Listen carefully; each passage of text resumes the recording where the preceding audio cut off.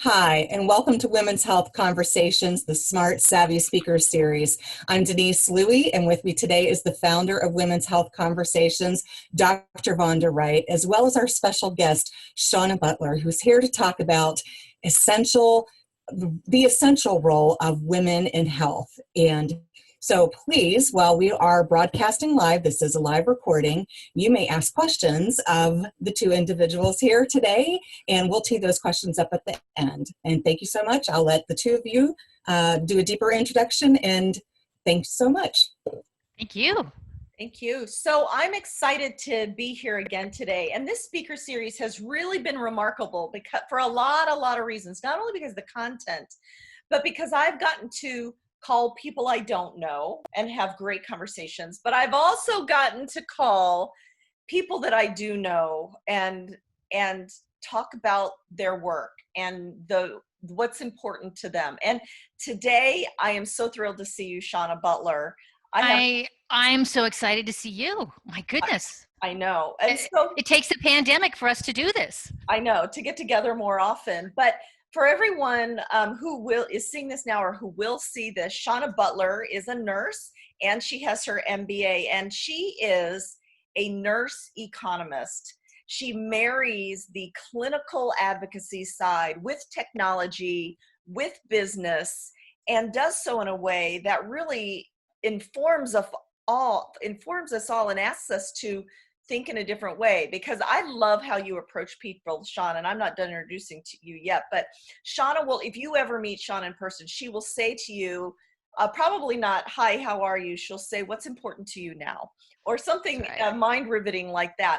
So I think that's amazing. So not only is she a nurse economist, but really coined the phrase in this country, nursepreneur or entrepreneurs. Entrepreneurs. Yeah. Entrepreneurs. And, you know, people don't realize the broad scope that nursing brings, not only to healthcare, but to business and to technology. And so part of Shawna's work, although Shawna does a lot of things for a lot of industries, she has partnered with J&J to start a podcast to really examine the roles of nurses and women in all these fields, called See You Now. And I hope that you will check it out when we're off this podcast today. So Shawna, I'm so excited to have you. Thank you. And I'm so glad. It's interesting that during this moment where we are sheltering in place, physically distancing, we've had such a change to the way we do business, the way we learn, the way we're working. And for a lot of the work that I do, which is large conferences, large gatherings, bringing people together, summits, convenings, we have had to really rethink how we do this. And what is interesting is everybody that I talk to, they tell me, I hadn't connected with so-and-so in a decade. It gave me an opportunity. And I sat down and I had a deep, meaningful, existential conversation, because a lot of those conversations when you're interacting, the first question you start out with is, so how are you? And right now it's a loaded question. So how are you? And none of us is okay. Not a single one. And not only are people reconnecting, but we have the time. I've said on multiple of these podcast opportunities that this has been, now we have worked every week. We really have worked, but it's been the sabbatical that I wanted but never had, meaning that at least I wasn't. I know you've been very busy with several very large conferences, but back to back to back to back, which is the state we find ourselves. But you, my friend, put together an international conference for 4,500 people or more in about a week, right? So you have still connected everybody. We did. And this past weekend, we put together a nurse hackathon.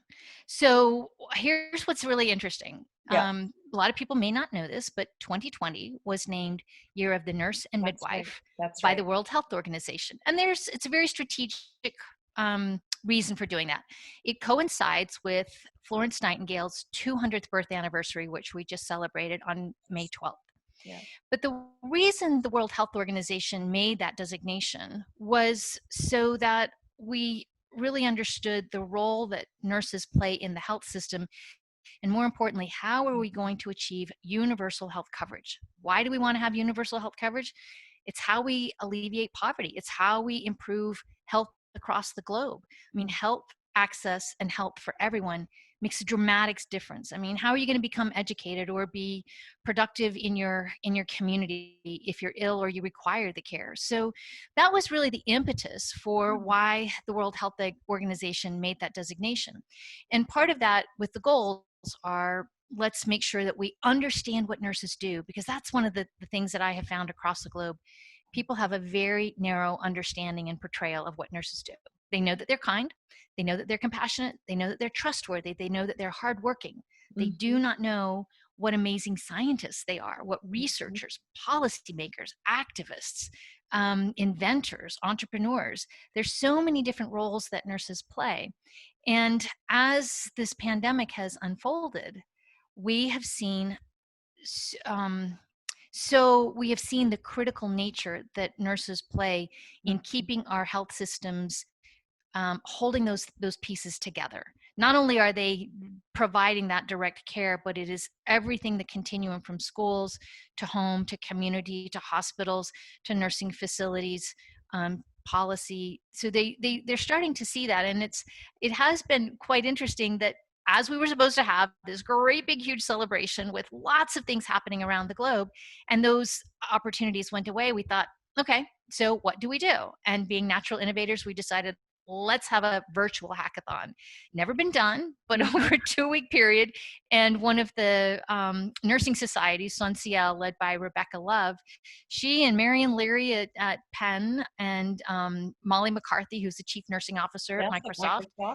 We brought Johnson & Johnson into all of that. They were huge supporters of all of this. And within a 3-week period, we put together the framework, and we basically crowdsourced, or we surfaced 900 nurses from around the globe who over a 2.5-day period came up with, we were hacking very specifically on 5 different elements, but we were thinking very specifically about what has COVID presented to us, new problems that we really need to think about in a different way. And in 60 hours, not only did they do an extraordinary job in problem identification, but also coming up with some really brilliant and workable solutions. And 900 people who had never worked together before. We had designers and engineers and tech stack. We all learned how to use Microsoft Teams. And, you know, so from the standpoint of, have I been busy? Yeah, it's been really busy. For those of us, you know, I've been involved in a couple pitch contests, but never a hackathon. So walk us through at a basic level what that looks like. So the nurse logs in, she's got this problem she wants to address. She's got solutions. She's got all the resources. And how does it work? So most hackathons are designed around, the major value of bringing a hackathon together is gathering a group of people who care about a specific problem and are willing to do some work to figure out how to solve it. And it also brings together a group of people who typically don't work together. And so it's this design sprint. And the key to it is really thinking about and asking the question, how might we? So that's the opening. So if we specifically looked at, in this particular instance, COVID-19, we need to think about remote monitoring in the acute care environment, remote monitoring outside of the acute care environment in the homes. We need to think about personal protective equipment. We have needed to be thinking about data. How are we sharing and data? And then we have this whole new challenge around patient handoff and huddle and information sharing, because we're all trying to do it physically distanced. We don't have families in the mix. So our whole workflow is very different. And then the 5th area that we asked people to come in and spend some time thinking about hacking on was mental health, well-being, and resilience. I am in so many conversations right now, and there's not a single one where this topic does not come up. So that's the first part, is let's figure out what problems we want to focus on. And then when you share that out, it's like a magnet, you know, it just attracts people. Like, I care about that. I'm frustrated about it. I'm willing to work on it. So you bring that group of people together, and they generally, when they form teams, that's the problem I'm interested in solving. And by sending out this broad net, you get back people who have a different skill set. Maybe you have a pharmacist, a dancer, a seamstress, an Mhm. engineer, a pediatric nurse, a school nurse, a welder. I mean, we had 12-year-old gamers. It just brings out a group of people who they're affected by that particular problem. Either they've experienced it themselves, they've had a family member, a classmate, Mhm. but they have some connection to the problem. And so that's what gives them the drive and the interest, and they're willing to spend the time to solve it. Then when you get people together in that group and you start sharing with them some different tools and work through the design thinking process, Yes. which Yeah. is asking to really start to understand, first of all, let's understand the nature of the problem. Mhm. Let's understand who is interacting with that problem. That's where we talk about developing personas. Once we have a better understanding, we start asking, well, is there a different way of doing this? I mean, we've done it through paper and pencil. We've done it through going to stores, or, whatever that typical way of getting something done. Well, when those constraints are in place, you start Mhm. thinking about, well, how might we? What, if you can't use a car, if you don't have electricity, if you don't have access to the internet. So when you start looking at those constraints, you start thinking about the solution and the problem in a really different way. And that's when you come up with these aha moments. And then the team starts working through, well, what would a prototype look like? Mhm. What would it take in order to get people interested in using this? How do we keep it safe? How do we make it fun? So they start developing, you just start asking all of these questions, and you come up with some really interesting solutions. Now, those solutions may not go to the market, they may not be commercialized, but what you've done is you've brought together a group of people who now know another tool. They now have another group of people that they can work with. That idea may go on and may get advanced, but more than likely what you've done is you've raised the innovation IQ of Yes. an organization. And what happens is that when they go back to their organization where they're facing every single day some type of process or device or a tool or something that just doesn't work, they've got this skill set, and then they bring their team around together where there is time, interest, motivation, resources to say, let's solve this. So that's, from the standpoint of, there are variations on hackathons, but I think that that's the major anatomy that you'll find in most of them. But you know what? This type of process that you've just Mhm. described is, some people think, now that you've described it to me, and I'm like, oh, yes, of course, that is what that process of having so many minds coming from so many angles in one place thinking about one problem is similar to, and please correct me if I'm wrong, but it's the thought of why the times of the Renaissance and the Medici were so remarkable in terms of discovery and innovation. It's because in an international place, you had all these thinking minds from all over the world approaching things in a way that you had never seen versus village by village. And essentially what you've done, Shawna, is you've de-villaged each little pot of hospitals, and you've renaissancized, you put all these brains in one room now digitally. And I mean, I think that's what's going to be one of the remarkable things coming out, the silver lining coming out of this time we're living in, is the propelling of ideas and technologies, either out of necessity or out of because we have time to do it. I mean, are you encouraged by this opportunity? I will tell you, as being part of this team that put it together, there was this sense of, we've done hackathons Yeah. in person, and we know that model. We know how to do that. We know what comes out of that is, um, whenever you work on hard problems together, that's the way you make really good friends. That's the source of finding a really good friendship. Yeah. When you take the physical proximity away, and you're trying to do this across time zones, and that was the other thing, is we had 900 people from all over the globe, but everybody's behind their screen. Mhm. Our question, we were wondering, will people be able to do this? We're asking them to learn a brand new tool. Many people had not used Microsoft Teams, Mhm. and then they don't know this group of people. Trying to do an icebreaker virtually, it's kind of That's kind interesting. of weird. Yeah. But what we found, what was interesting, and we all came away really surprised, is that there was a value and a benefit that we hadn't anticipated, and that is the democratizing nature. So when we've done hackathons in the past, you asking people to come to a location. So you got to find the time. It takes the time to get there. There's the resource and the expense. Now you're there, you probably have a dog, children, grandparents, neighbors, Yep. activities. You got to make all the arrangements to make all those things happen. So there are the number of people where this is available to them, it it it goes down, it decreases. So by having this in the virtual space, we removed a lot of the barriers, and so there's a certain degree of democratization. The other part that we saw, and I think we thought about it a little bit, but we weren't sure if this was going to work, because it was across the globe. The work went on while some people were sleeping, other people were just getting up. So somebody might have been working on writing code for something, or doing a draft of how are we going to do our pitch, or doing some customer discovery work. So the design sprint happened, it was continuous. And there was work that was being done. So there was progress that was made in a very short period of time. But it surprised us. And when we asked people, did you enjoy this? What did you feel like was missing? And they all came back and said, we loved it. We made so many new friends. And so we met people that we wouldn't have met if it had been done in person. Because we were doing it in a digital platform, it allowed us to actually facilitate and support that many more people. We had mentors, and the way we set it up, which was, we hadn't done this in the past, but normally when we've had mentors, they would go around to each group, or they would be assigned to one, and they would be available.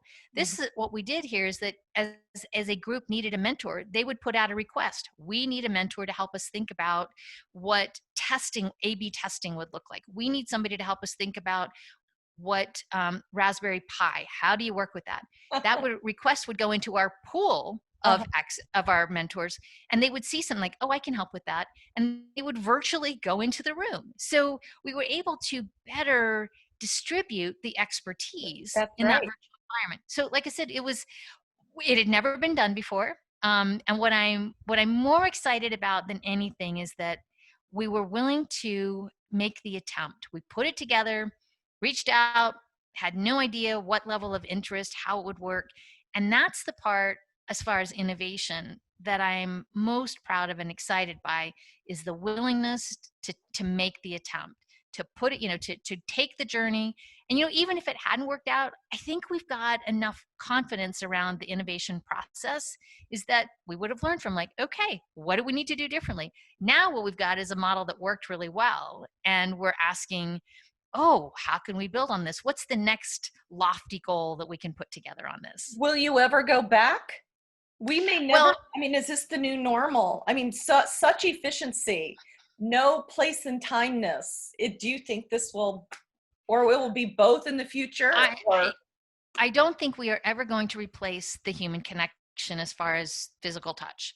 What I think is that we're going to be going to hybrid models. And so it's not, I don't think it's an either or, I think it's an and. And even if we were all in person, maybe some of those processes that we had used, redesigning how we used the mentor talent, redesigning how we communicated across teams. So we learned a lot, and there's value to both. So I don't think we would say we're never going to do one in person again. We might do something where we're hacking virtually, but then when we celebrate or we pitch, we do it in person. Because when you think about it, once everybody is pitching, you and I are pitching to this screen, and there's this wonderful audience out there that I would love more than anything to have feedback from. What are they smiling? Am I resonating? Am I talking too fast? You don't have those cues, and you get a better performance and a better result when you're a good audience. So here we are having our closing ceremonies, and you got somebody moderating on the one end, and they're clapping all by themselves. And you think about it, those team members who've just worked by themselves, they can't even, it's like a virtual high five. So there are limitations. There are limitations. And I've been asking people recently when I contact them, what are you loving about this moment? And what are you missing about this moment? I am loving not having to get on an airplane, truthfully. I don't miss that. I bet. Yeah. I am loving that I don't have to deal with traffic. I am loving the cleaner air and the sounds of the birds. I am loving that I spend more time reading than I have spent in years. Yes. I'm always doing a lot of reading, but there's a certain contemplative time that I have to read, and I'm loving that.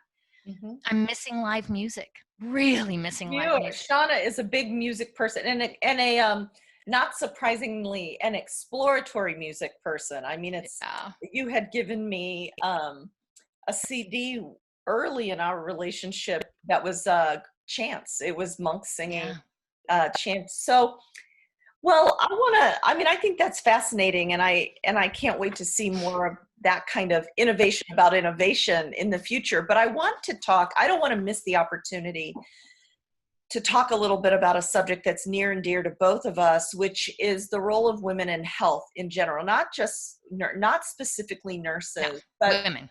women. So you know Yeah. what, if you Women's Health Conversations, which you've been to live, is Mhm. all about helping women understand the tremendous power we have to change the health, not only of ourselves, but the health of everyone we touch. That's our mantra. And one woman at a time, we can change the health of this country. But I want to step back. And when I say that to a fresh group of women who have never Mhm. heard it from me before, it's people are so puzzled and amazed. Yeah. Why don't women realize the power we hold in these 10 fingers or in this two lobes or even in our daily actions? What is it that can help us as communicators help Yeah. people understand the role we play that's so important? One of the examples so let me just tie back one of the reasons why it's not just nurses, but it's a really important example. So when Mhm. you take a look at the healthcare workforce, more than half of the healthcare workforce are nurses. Women, yeah. Hmm. Of that, half of that healthcare workforce being nurses, Hmm. across the globe, it's above 90% are women. Hmm. So when you think about the education, the actual system and the delivery, who's managing the data, who's reaching out and doing the teaching, the fact that there's not a single place where a nurse doesn't spend their time. And when I say nurse in this time, I really do mean women, Hmm. because they are there in the community. There's not a single stage in life, whether it's pregnancy intention, preconception, through your pregnancy, through birth, all the way to end of life and beyond the bereaving. Hmm. Every interaction begins and ends with a nurse or a woman, and it will end. And they will be there in every single part of that journey. So I set that context from the standpoint of when you think about those major touch points and how we improve the lives, it's going to be oftentimes more, well, statistically, it will be a female. So when you think about health systems, they're figuring out their lines of business. They're figuring out their research priorities. They're figuring out their innovation agendas. If you don't have women in those roles making the decisions and the priorities of where we're going to spend our effort, what resources, it wouldn't be top of mind what that's like to try to figure out how to manage life between your fertility cycles, Hmm. menopause. How do I manage my life where I'm trying to take care of children and an aging parent? And Hmm. what we see in the workplace is that oftentimes people want to talk about one of the reasons why there's gender inequity or gender disparities. We'll go to the pay, but just last April, or yeah, feels like it was a year ago, Yeah. the very first ever State of the World's Nursing Report was issued. And I reference that again because it is so very much focused on women. But one of the things that they noted is that one of the reasons why we don't have the parity in the decision-making roles is because of the inequities at home. Hmm. Women are still doing more of the housework. They're doing more of the home making, the family gatherings, the traditions, all of those things. And that really prevents them from oftentimes those things that are the networking, the professional development, the Hmm. building, the career centers, which then move them into these higher roles of Lift them decision up. making. And That's when right. you're in those higher roles of decision making, the overall enterprise priorities and strategies. And the other example that I give is I ask people all the time, and it's never been more relevant, immunization records. No matter how old you are, if I asked you, I need to see your immunization record, most people are going to call and say, Mom, it's not going to be dad, it's not going to be brother, it's not going to be uncle. They're going to ask their moms. So not only are moms and women making the vast majority of the healthcare decisions and taking care of the group of people, Mm-hmm. they also are sitting on the vast majority of our health data. Information. That's Yeah. right. And actually, we talk about health information, and I think right now, particularly in this moment, we need to be renaming that. It needs to be our behavior information. Because health information, we think about that it's very siloed and it sits in health records that you may not have access to. Which And you right usually now, don't. you what? People usually don't. People don't own their data, which is also No, they an don't. argument. They don't. Yeah. But most of those records, for right now, I mean, one of the things that we need to be really focused on right now is contact tracing and how much we're sheltering in place. Those things right now to help us understand where virus has been, where it's going, any of those other things, that is not sitting in your health record. That's your behavior record. That's Google on your phone tracking where you've been. So I think, particularly, and if you ask again, you want to know where your 13-year-old has been, it's probably going to be a mom in that life who's going to know where that 13-year-old. So these are all of the reasons why when we talk about the power and the influence that women have to impact their families, which then impact their communities, their schools, their cities, their states, their countries, our globe. Every single thing that we are doing, there is this enormous chain of events and influence that we have. That it's when you sit down and you go through and you say, if you were to educate the eldest female child of every single family in one generation, we would have much better health experience and outcomes. And it sounds like a really bold, audacious statement, but take me on. I can defend it. Right. And I love the fact that you're the one out there who is saying, I need a group of 5th grade girls, give me. I do need that. Yeah. It's one of the projects of Women's Health Conversations when it gets back into its live stage form, Yeah.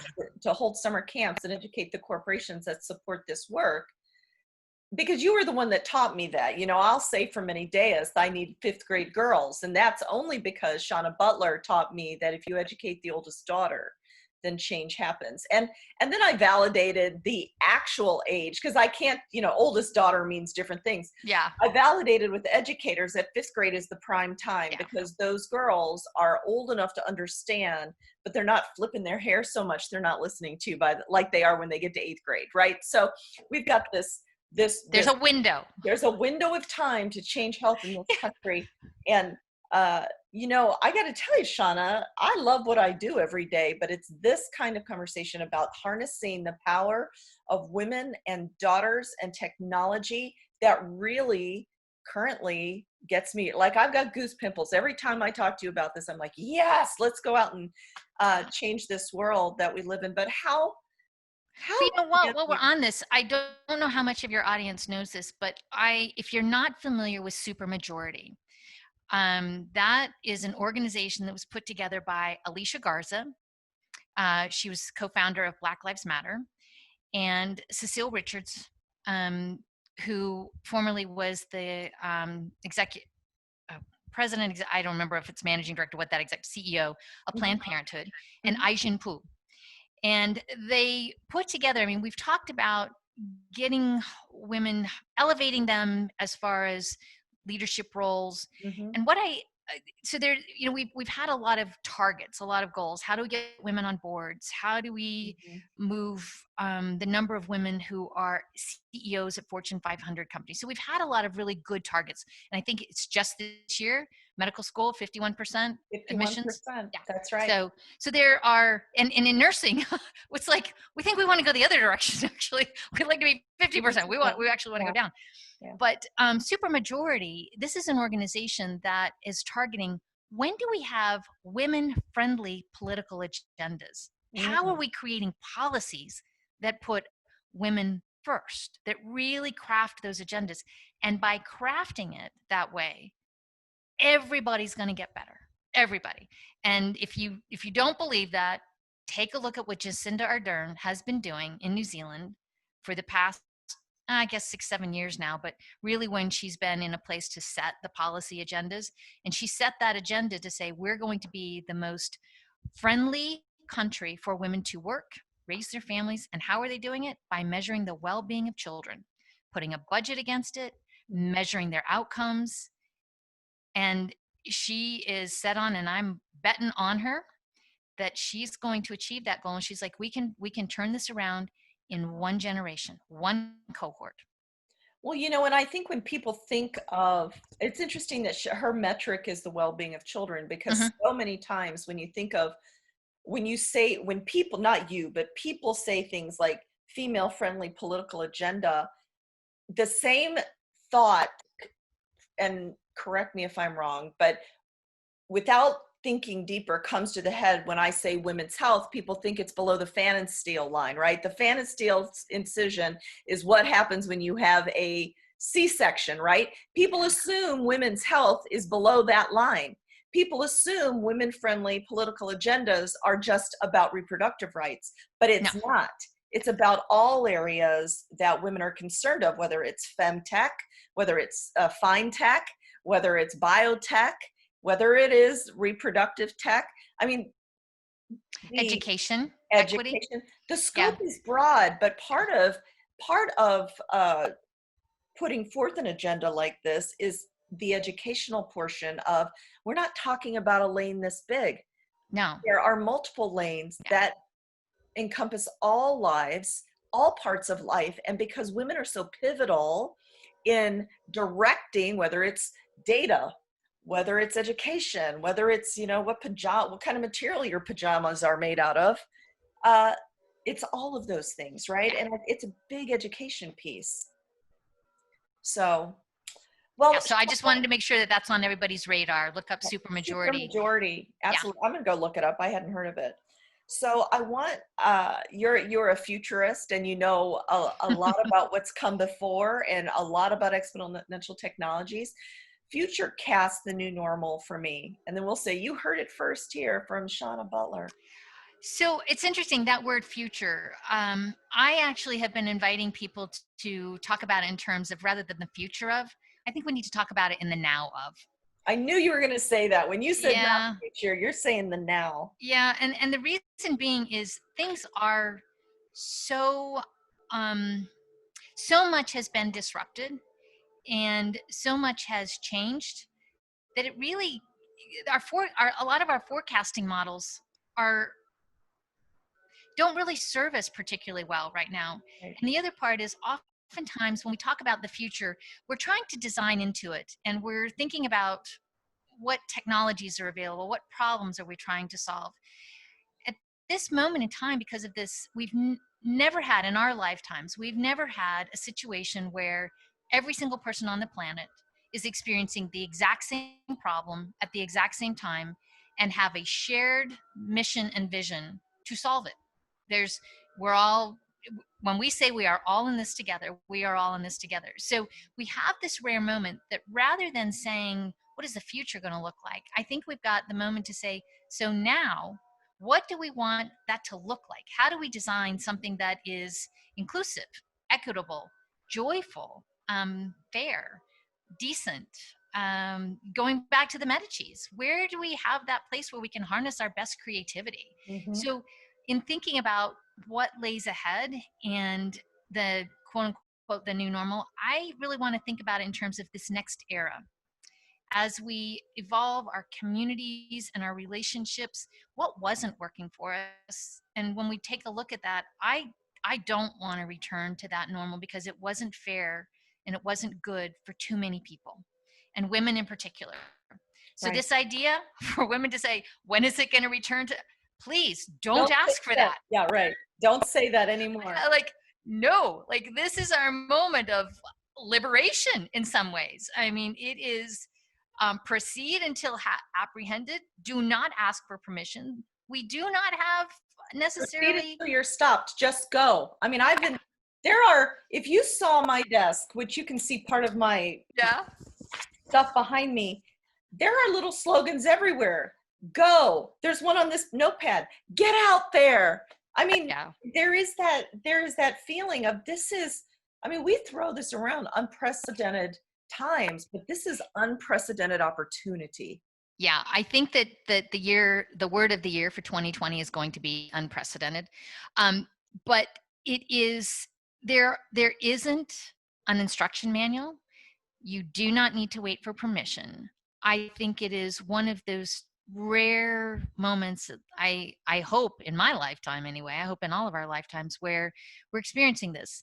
And so as we are, and people are shaken to the foundation, and all of the gaps in our societal infrastructure are in plain sight, it is that moment to call to our better natures and say, how might we, going back to that human-centered design thinking, how might we? And so this concept of the future, I don't want people to wait. I want them to think about this now. I want there to be a sense of urgency, because I think what's happening, and I'm saying this from a nurse, from the clinical experience of when we go through a difficult diagnosis, there is that shock, that disbelief. I mean, we think about Kubler-Ross, the cycle, yes, hierarchy of needs, yes, and the denial. So there's that initial shock, like, I cannot believe that this is happening. And then I think what we're doing right now is we're adjusting. Okay, learning about this, I get it. We can do this. I understand the hand washing, the physical. I'm incorporating it. I'm finding ways to cope. I'm finding ways to innovate, to adjust, to do things in the way that keeps me and my family and my community safe. So as it becomes normal, as it becomes actually understandable, or I've got a routine around it and I've adjusted and I'm adapted, I worry that complacency might take over, and we'll be like, it is inconvenient. I got to wear this face mask for a while. It is inconvenient. I have to do these meetings over this way. And then we'll get into that place where there's something that feels familiar or predictable, and we won't take this moment to say, no, while we're changing all of this, I think we can do this better. I've decided I'm not going to accept that anymore. And so particularly when you think about our lives, our work, our family structures, how we're doing things at home, who's in charge of meal preparation, childcare, this is a moment to really renegotiate our social and our relationship contracts. How is it that we're going to interact with each other? What is my expectation? What is my aspiration? What do I hope for?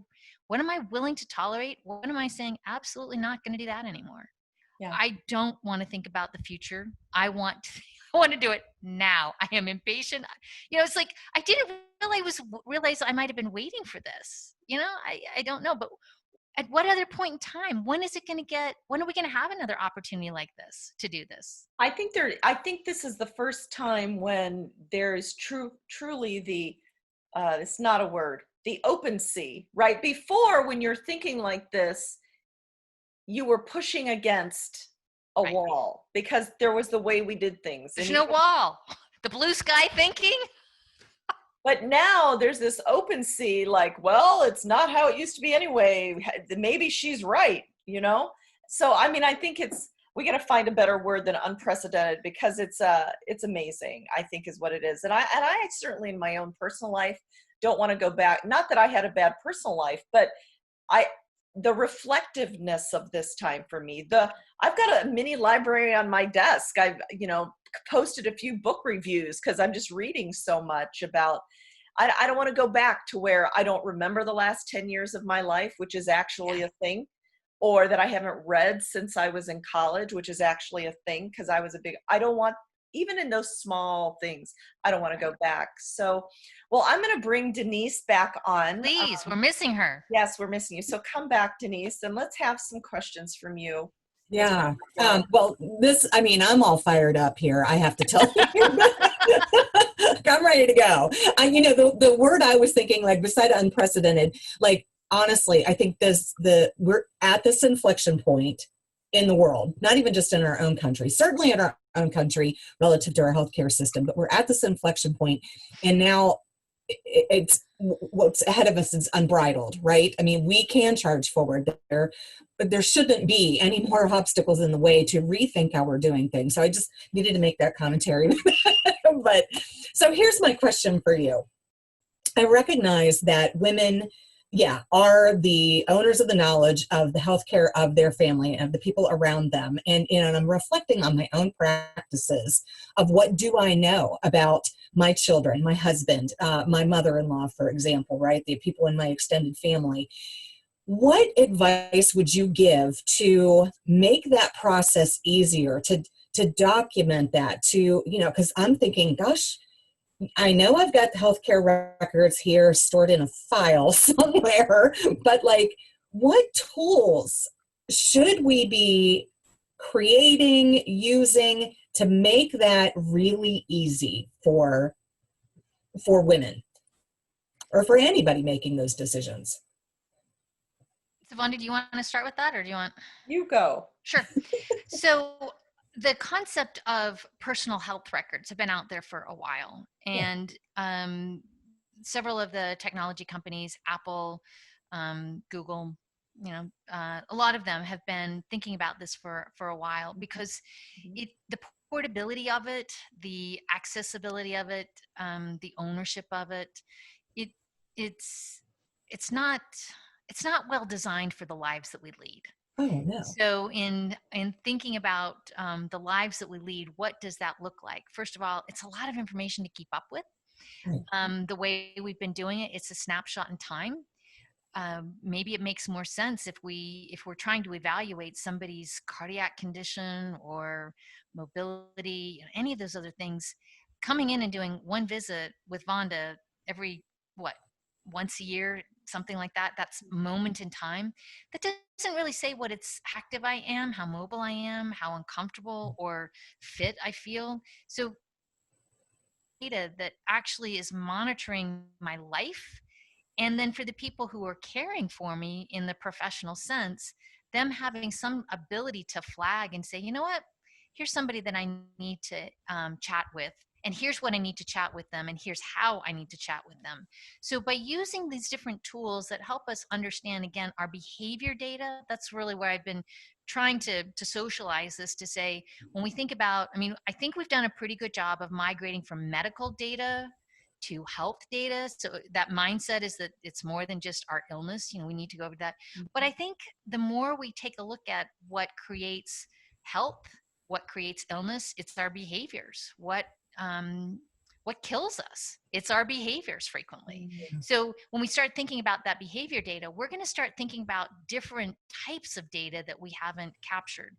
And as we're moving into the Internet of Things, or it started out the IoT, and then it went into the Internet of Medical Things, and then it migrated to the Internet of Health Things, and the last iteration I've seen is the Internet of Human Things. So when you start characterizing it in terms of the environment, air quality, water quality, your walkability index, your social connectivity, all of those other, I think it gives us a more complete picture. And those tools are going to be the things that we interact with, and they are going to be in our living environments. I think, to that, this is a long answer, and you're welcome to cut me off here if you want to go in a different direction.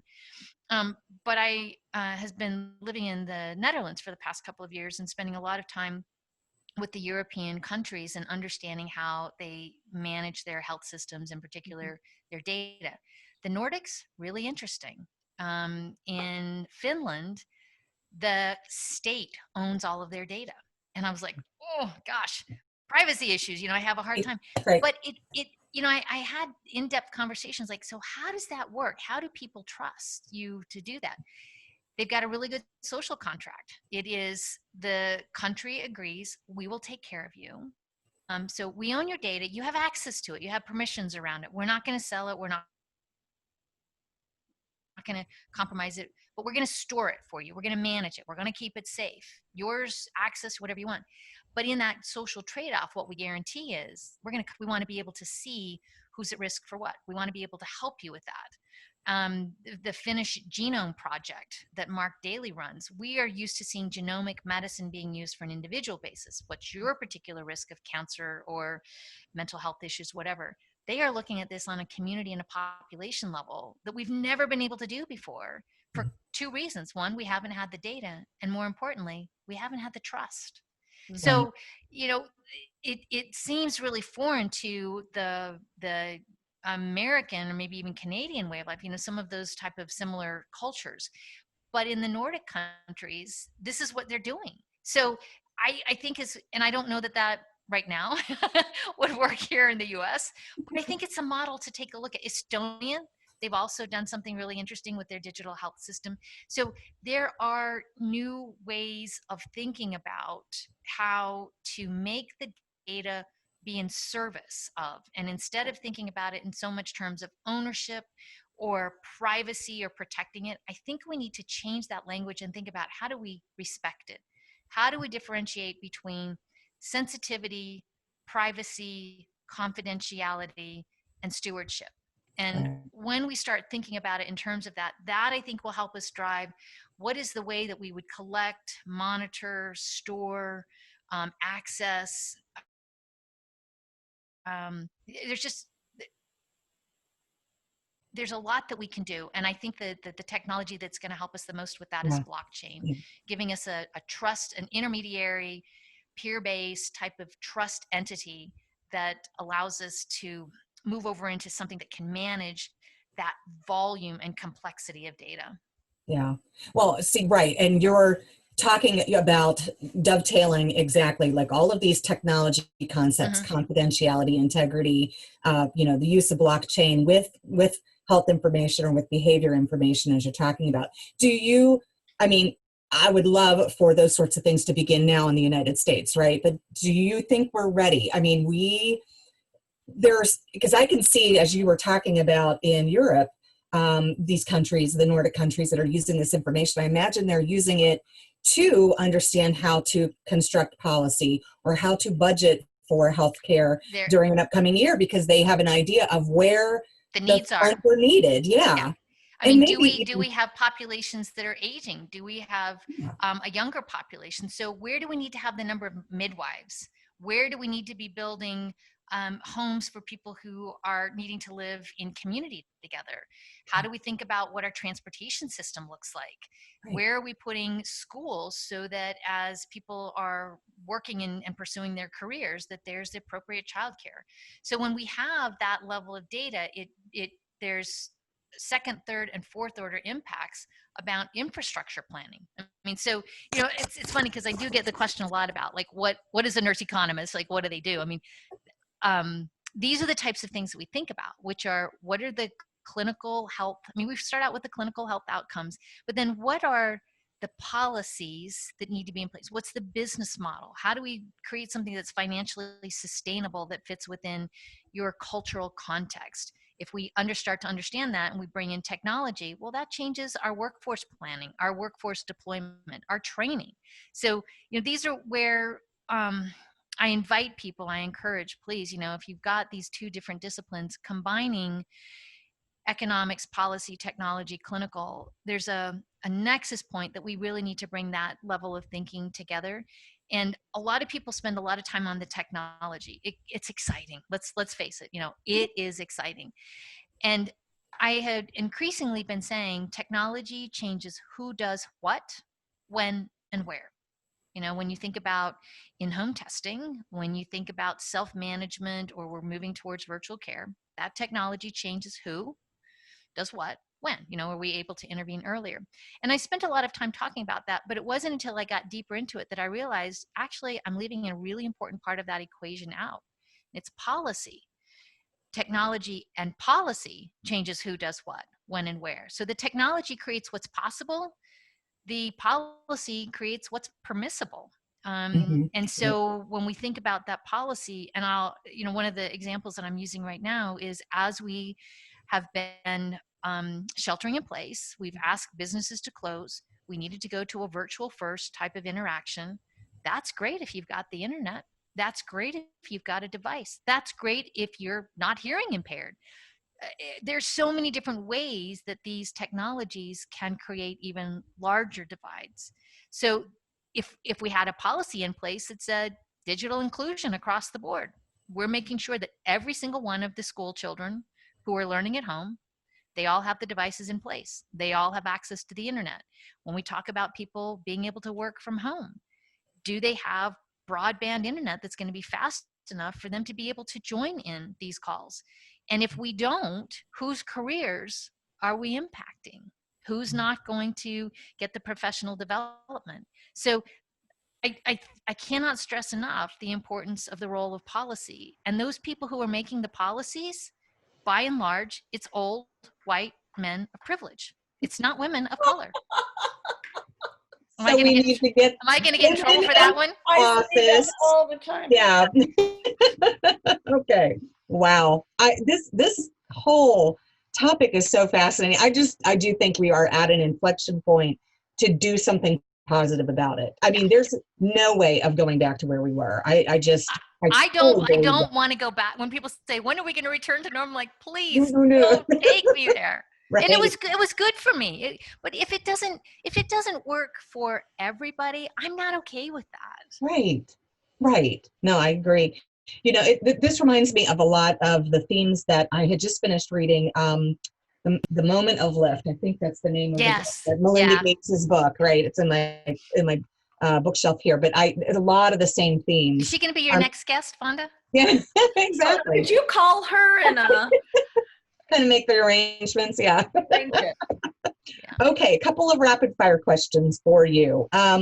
What would be your latest obsession in terms of an app or a book on healthcare that you have loved? You know, something you've been able to explore actually in the last few weeks that you could share with others, like, hey, I think this is cool. True Power. Jeremy Hyman, and I'm forgetting his co-author. Maybe we need to like Google it because that's not fair. True Power. And what I love about the idea is that it's more of a current than it is a currency. It is peer created. It is flexible. So that's one of the books that I have been reading and learning a lot from. It's a paradigm. I think that intuitively we know that. Is he saying influence is true power? Mm-hmm. Yeah. So it's not the hierarchy anymore. But it is, like I said, I love this concept of that it flows more like a current than it does currency.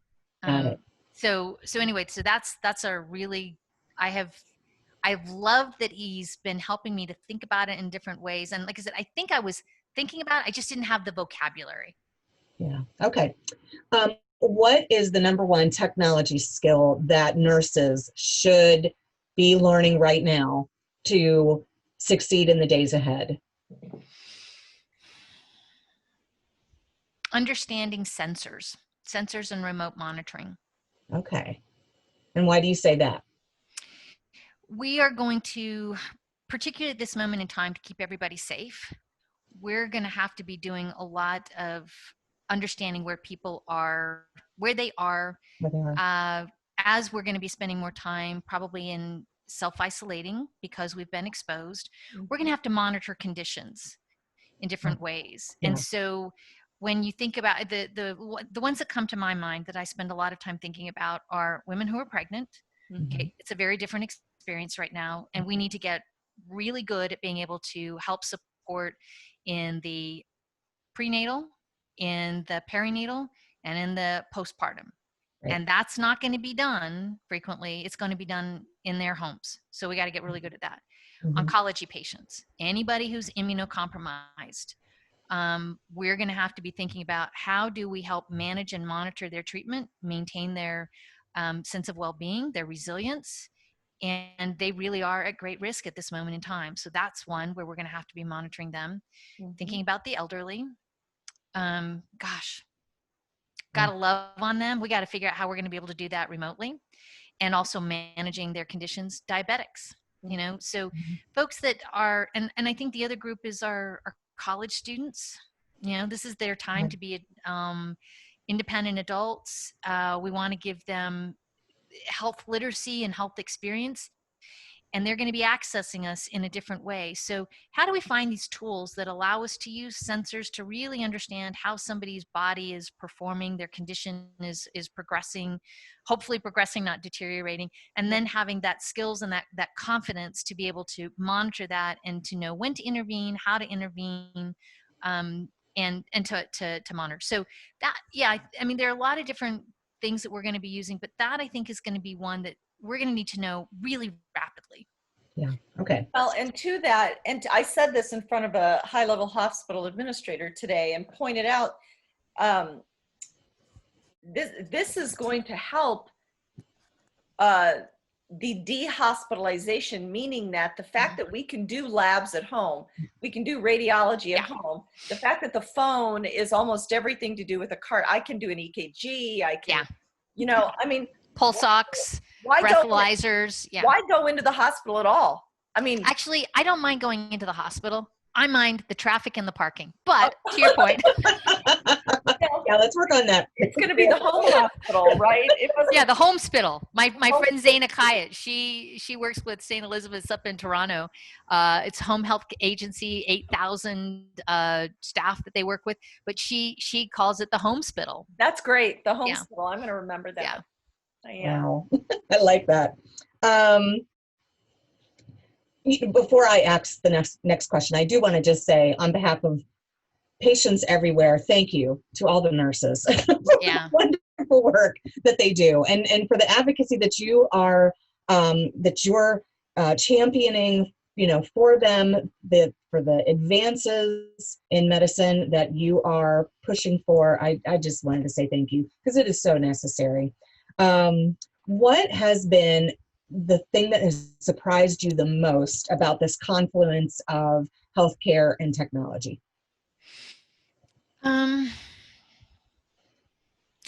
Our ability to democratize things, to create equity and fairness. When you think about point of care testing, when you think about crowdsourcing a diagnosis, we have been able to, we have people that we talk about as being hard to reach. And hard to reach puts the onus on the person to come and get the care. Like, you have made this situation difficult. I think we need to talk about it as hardly reached. That changes the onus. Yeah. And that technology, it is hard. You know, when people live in rural areas, it takes a long time to get there. We don't have the population density to be able to support some of these things. When you have someone who is experiencing homelessness or has some type of cognitive issue that's hard to just talk to them, you know, these technologies, whether we're using music or we're using dance or we're using a drone, we're using robotics, I think that that's the thing that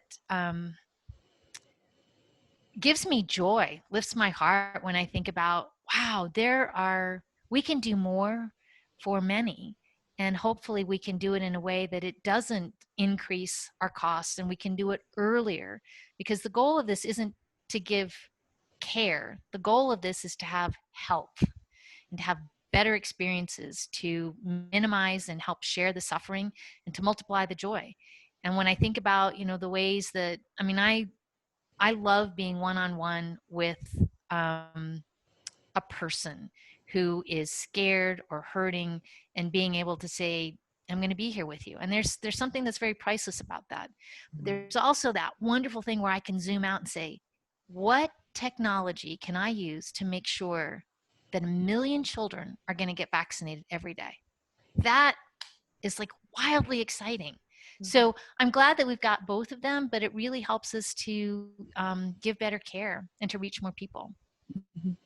Okay, final question. What advice would you give your younger self?